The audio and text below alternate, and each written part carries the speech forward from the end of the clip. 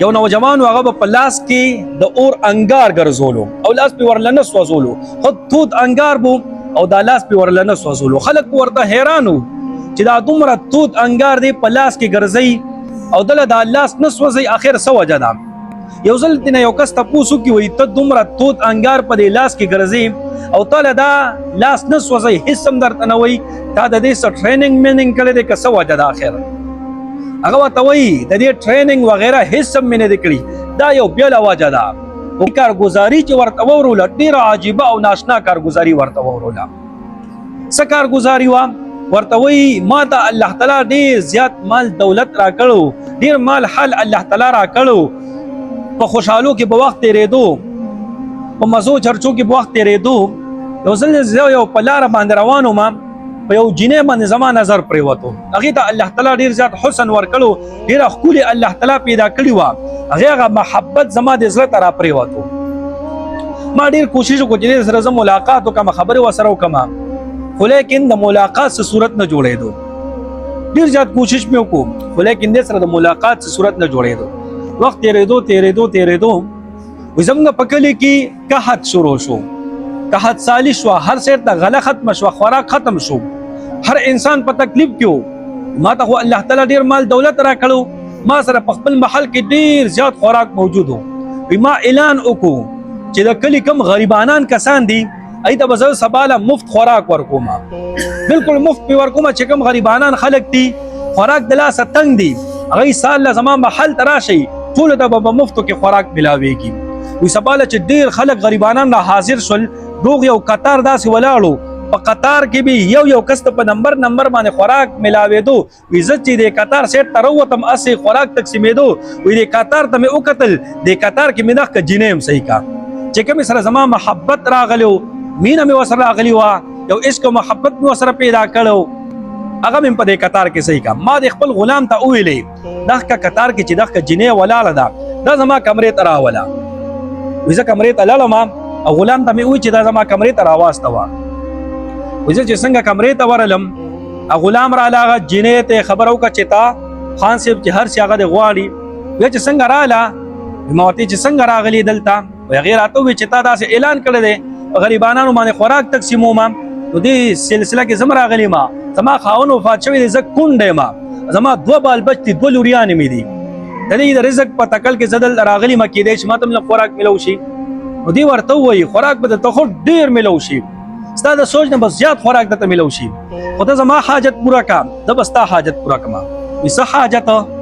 دې ورته د غلط کار مطالبه ترې نه وکړي. وایي ما سره دغه رنګې بدفعلي وکړه او ته د الله په ذات باندې قسم وي که نږدې خوا ته هم درله درشمه. اوس خو زما 2 لوریانې موجود دي، هغې دپاره د رزق بندوبست کوم، که زما 100 لوریانې هم شي او د رزق د لاسه مړې کېږي د نهارې نه، بیا به هم بدفعلي ونه کړمه، بیا به هم زنا ونه کړمه. زه د الله تعالی نه یریږم، الله تعالی ما او تا ته ګوري او خبرې مو ورته وکړي ته د الله تعالی نه نه یریږي او تا دا نه دي اورېدلي چې کومې ځمکې د پاسه زنا کولی شي. دغه ځمکه الله تعالی ته فریاد کوي چې الله تعالی مونږ ته توفیق راکړي، ما ته توفیق راکړي چې زه په منځ باندې وشلېږم او دا زناکار ځان ته راکاږم، په خپل ځان کې دننه کړم او دا اسمان کې چې کومې فرشتې دي دوی الله تعالی ته په ژړا فریاد باندې شروع شي چې الله تعالی قیامت د دوی د وجې نه رانولې، یا الله تعالی ځمکه د دوی د وجې نه الټه نه کړي. دغه فرشتي الله تعالی ته فریاد کوي او کوم انسان چې د ځمکې د پاسه زنا کوي دا ایمان ته نه 2 فوټه بهر ته وځي. که د زنا نه پسې توبه وویسته ایمان پکې واپس راشي، که توبه ونه ویسته دی بغیر ایمانه ګرځي، که دغه حالت کې ورته مرګ رالو بغیر ایمانه به بیا دې تللی وي. دا خبرې ورته هغه وکړي خو په ده باندې هېڅ دی وایي په ما باندې هېڅ اثر ونه کوم. یو شي سره چې ستا محبت پیدا شي که نه وایي دا تا ړوند کړ کې. نبي علیه السلام حدیث شریف دی حبک الشیء، یو شي سره ستا مینه محبت دا وایي تا ړوند کړ کې، بیا په تا باندې هېڅ یو شي اثر نه کوي. وایي په ما باندې هېڅ اثر ونه کوي. ما ورته ووایي که بدکاري را سره کې خوراک در کوم که نه کې خوراک دله نه در کوم. هغې راته چې مه راکوه راله خوراک. لړم ده نه وایي روانه شوه رانه بغیر خوراکه لاړه، هېڅ هم یو نه لړ روانه شوه. وایي څنګه چې دا دې خوا کور ته ورسېده دلته چې داسې ماسخوتن ټایم شو د دې دواړه لوریانې مې هغه مشرۍ لور چې وه هغه ډېره زیاته اوږې شوه، په ځمکه باندې را پرېوته د لوږې د لاسه. مور ته یې ویې چې مورې زه پانسي برداشت کولی شم خو لیکن لوږه نه شم برداشت کولی. ډېره زیاته اوږې شوې ما د لوږې د لاسه مې په خېټه کې درد دی. دغه ټایم کې په دې باندې کوم حالت و سوچ وکړئ چې لورې داسې د نهر د لاسه تړپاویږي. زما عزتمندو کوشش وکړئ د غریبانانو خیال ساتئ. د غریبانانو خیال تاسو ساتئ، ستاسو خیال به الله تعالی ساتي. چې څنګه زمونږ په کور کې غریبي او محتاجي او کله لوږه راشي که نه، داسې هغوی په کور کې هر ټایم داسې موجود وي. نو خیر دی خو ډېره زیات په زړه باندې ودرېده چې لور ورته دا خبره وکړه، ولیکن هېڅ هم ونه وي. الله تعالی ته په دعا باندې شوه چې الله تعالی څنګه چې هلته ته امتحان کې پاس کړم، زنا دې محفوظ ته وساتلم، تا په ما باندې رحم وکړو، زنا نه دې محفوظ وساتلم. یا الله تعالی دغه امتحان کې چې څنګه پاس کړم، دلته مې امتحان کې پاس کې. یا الله تعالی د رزق دپاره زموږ ته د خپلو غیبي خزانو نه بندوبست وکړي. دی چې دغه د دعاګانې وکړي، دی خو د دغه نوجوان په زړه کې دا خیال لالو چې ما ته الله تعالی دومره مال دولت راکړی دی او دغه جنۍ څومره غریبه ده او بیا هم د الله تعالی نه دونه زیات یریږي او د الله تعالی د یرې نه دونه ګناهونه نه کوي. ما باندې الله تعالی دونه انعامات کړي دي، دونه نعمتونه راکړي، دونه مال دولت راکړی دی، زه ولې د الله تعالی نافرماني وکړم؟ زه ولې په ګناهونو کې وخت تېر کړم؟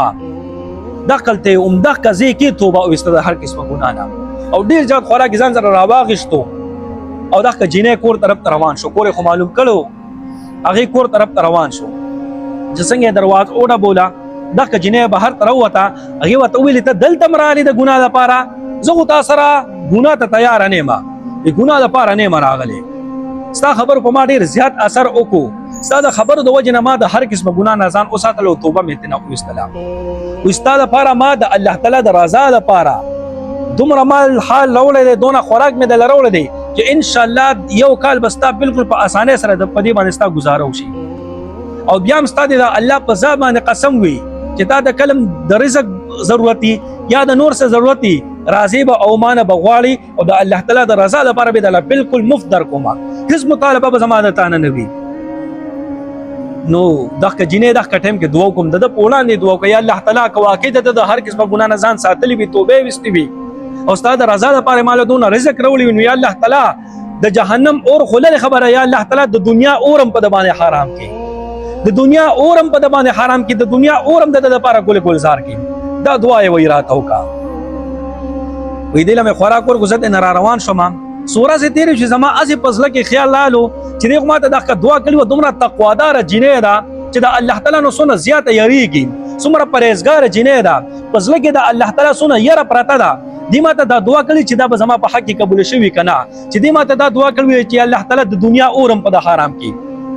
وایي ما هسې اور سره لږ شانتې لاس ولګولو، وایي هغه اور ما ته هېڅ هم ونه ویلې، انګار مې ترېنه راویستو، په لاس کې مې ووالو، هغې راته هېڅ هم ونه ویلې. وایي دې نه زیات تنور کې مې لاس کېښو، هغې هم راته هېڅ هم ونه ویلې. دې نه زیات خطرناک ځای ته لاړم، وایي د خښتو باټۍ ته لاړم، کې مې لاس کېښو، هغې هم راته هېڅ هم ونه ویلې. هغه دعا وایي زما په حق کې قبوله شوې ده. وایي دا نن سبا چې زه دا په لاس کې انګار ګرځوم، دا د دغه جنۍ هغه دعا ده چې زما په حق کې قبوله شوې ده. نو عرض مې دا کولو چې الله تعالی نه ستا په زړه کې یره پرته وي، الله تعالی نه یریږي، د الله تعالی د خاطره هر قسمه ګناه نه ځان ساتي، نو ستا هره دعا به بیا قبلېږي. داسې دعاګانې به بیا ستا قبلېږي چې هغه ناممکنه وي. ناممکنه دي که نه، په دنیا کې په اور کې لاس ایښول ناممکن کار دی، د هر چا عقل دا بیا نه مني. اگر چې ډېر خلک نن سبا خو په فیسبوک کې هم تاسو کتلي، څوک په اور کې لاس کېږي د هېڅ هم ورته نه وایي، څوک په غوړو کې لاس کېږي د هېڅ هم ورته نه وایي. تاسو به ویډیو هم کتلي وي، عکس ته په لاس کې بسم الله الرحمن الرحیم ووایي او پکوړې راواخلي، هغه تودو غوړو نه هغه غوړي چې لاس کې داسې یو شر نارې کړي او سوځي نه، هغه به هغه څه بیله څه عقیده وي یا به څه اجازه به وي ورسره چې هر څه وي یا وي په هغې پوره یقین وي. خو خیر دغه دعا د ده په حق کې څنګه قبوله شوې وه؟ د الله تعالی طرف نه چې الله تعالی یره په زړه کې پرته وه.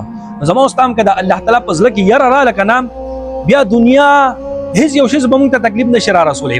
ابراهیم علیه السلام څونه خطرناک اور کې پروت دی او ته ګلې ګلزار الله تعالی کړی دی، ولې؟ په زړه کې د الله تعالی یره پرته ده. اسماعیل علیه السلام د تیرې چاړې د لاندې پروت دی، علیږي نه. ابراهیم علیه السلام زور ته وګورئ، په یو پیغمبر کې د څلوېښتو پهلوانانو طاقت وي، هغه پې اثر نه کوي، ښه زور چلیږي اثر پې نه کوي. ولې؟ اسماعیل علیه السلام هم په زړه کې د الله تعالی یره پرته ده. نو که چېرې موږ د الله تعالی یره په زړه کې راواچوله، د دنیا دا سونه خطرې چې دي کنه پریشانی چې دي د دې ټولو نه بیا موږ محفوظ یو. کوشش وکړو چې د الله تعالی یره پزله کې راواچو، هر قسمه ګناه نه ځان محفوظ وساتو.